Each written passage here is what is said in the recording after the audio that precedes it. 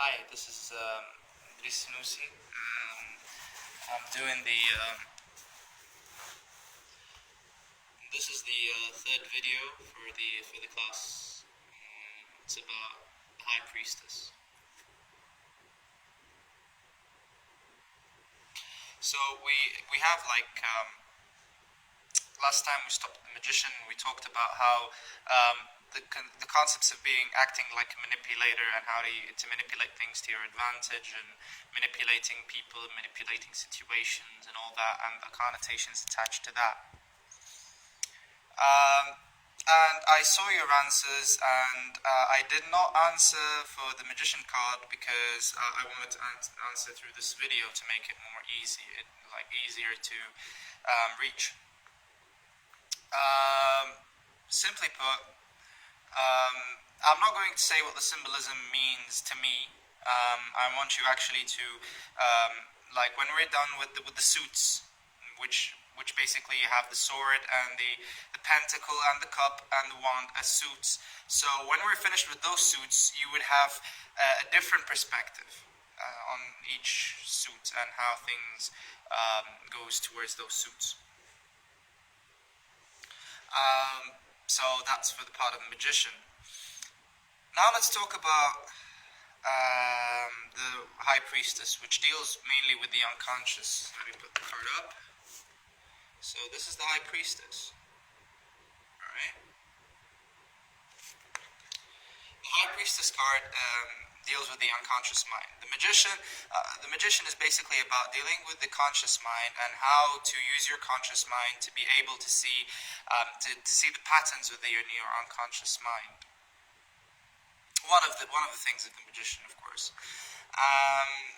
The High Priestess is I remember an old friend of mine. She said, the magician tells you what to do, and the High Priestess tells you to take it easy.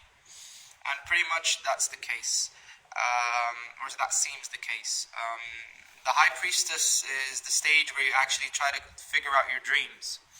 And to actually, as I said in the video earlier about the dream, about the journal, magical journal, the magical diary, the next step you should accomplish is having a dream diary. Now, some magicians like Peter J. Carroll, they say you shouldn't be writing your dream diary with your magical diary at the same place, but I do the opposite. I write them both at the same place.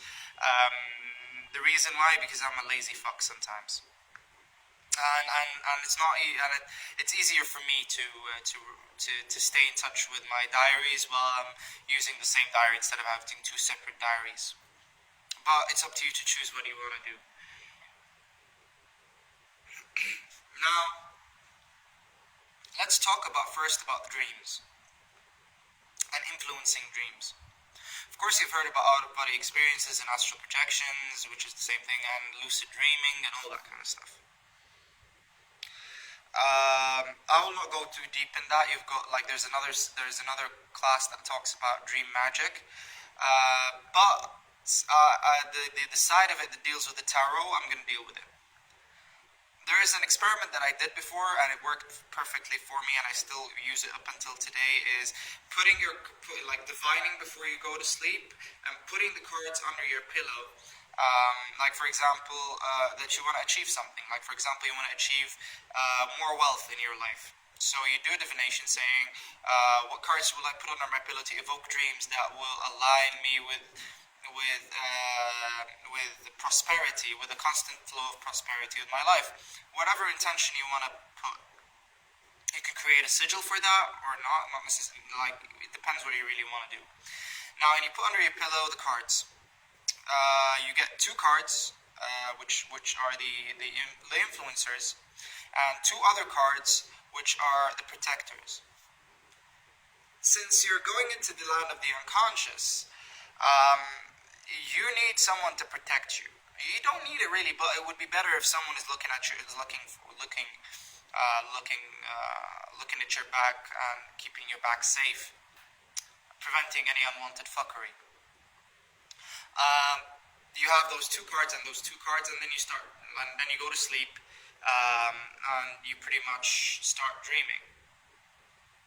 And then write in your journal, of course, once you wake up, the diary and the card, the dream, and the cards that you used to influence the happenstance of that dream.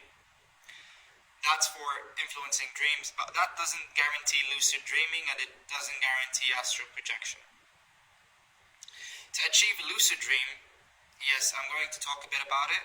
Before you go to sleep, there's something that's called, that I kind of use. It's called the, I can't remember like what it's called, but like while you're going to sleep, you use your fingers and you tap next to your head, like on the pillow or on the bed, and as if you're playing a piano, but not really pressing hard, until you fall asleep while you're pressing your fingers.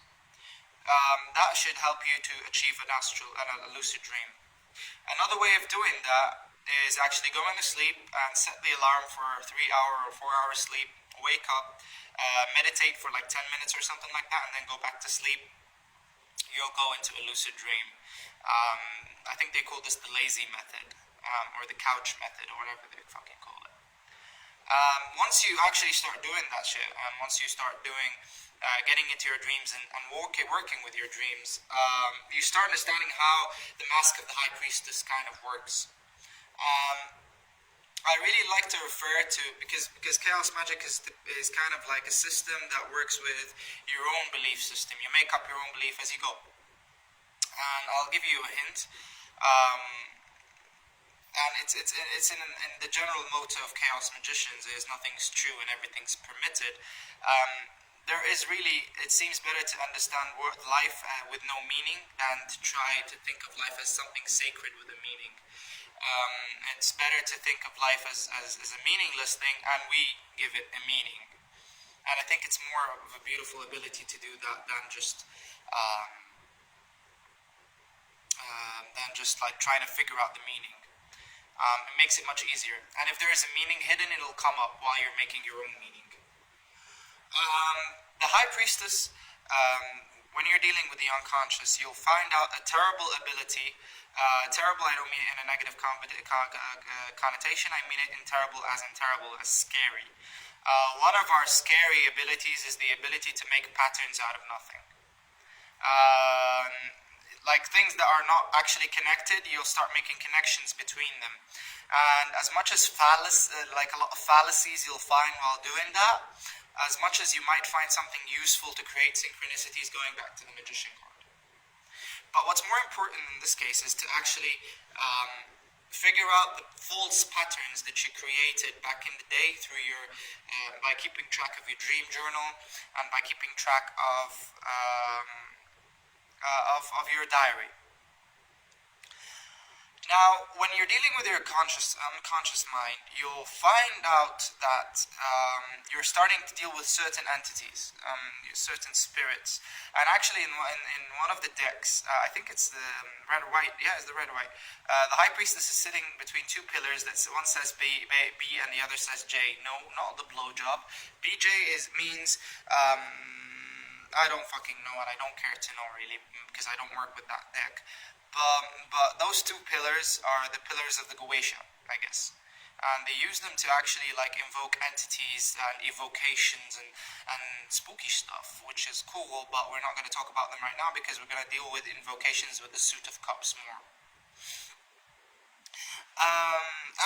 Let me show you the card again so we can deal with the symbolism, and let me give you the homework. So this is the card. I hope you can see it properly, and hope the lighting here is not a bitch. You got a little bag on top of her head, and the High Priestess in this deck is the Mad Hattie. In the comic books, the Mad Hattie is an old woman who pretends to be crazy, but she has the truth of the world inside of her head. And you got like, please notice. Other symbolism, the other symbols in this deck. Like the two pillars are actually here, but the two pillars are holding the bag. Now you can refer to this, like, of course, like the questions that come up are, what does this bag refer to, and what do those two pillars refer to, and why the Mad Hattie herself, and why the Mad Hattie is opening an eye and closing the other, and why is her face connected with webs? Of course, there's a lot of answers for that. But I won't say them. I'd like you to share your thoughts in the post and to actually do your homework. The second part, the homework is, I told you before as a prerequisite for this course that I want you to do at least a meditation of 10 minutes per day. In this next meditation that I'm assigning to you is to actually there's something that's called the Bindu meditation, and is where you get like Bindu meditation is based on the Bindu itself, where you have like a little mark on your forehead and you focus all your energy or your thoughts on that mark. So thoughts don't mean shit anymore, but a charger. Another way of doing that is having a candle and looking at the candle and seeing that, and just whenever you get a thought, you mark a dot, or if you have counting beads, you count the number of thoughts that you have while you're looking at it for the 10 minutes. So from there, we're going to move on to 4 elements. Of course, we know that there are 5 elements. The 5 elements of the unconscious. You have fire, air, water, earth, and spirit. And I don't mean spirit as in the muchacha methods of the church or the 3 religions of the higher entity or that. Fuck that shit. That's not the point. I can't tell you anything about the spirit because I don't know shit about it, except what I experience. And it's up to you to decide what do you mean by what the spirit means to you. And hopefully it doesn't just become another imaginary friend that just calms you when you're sick. That's about it. Yeah. And another note. Each time you have a Bindu meditation, like you have a roll a dice and assign each element to each number. So, for example, we have fire for 1, earth for 2, 3 for water, 4 for air, 5 for spirit, and you roll the dice. And whatever number comes up, regardless of what it is, you fucking focus your will and intent on that element, and whatever thought comes up regarding this element, you just disregard it. That's the point. You don't even think about the element itself. You don't think about anything else, even if you it's okay to think, but make sure that you dot a dot.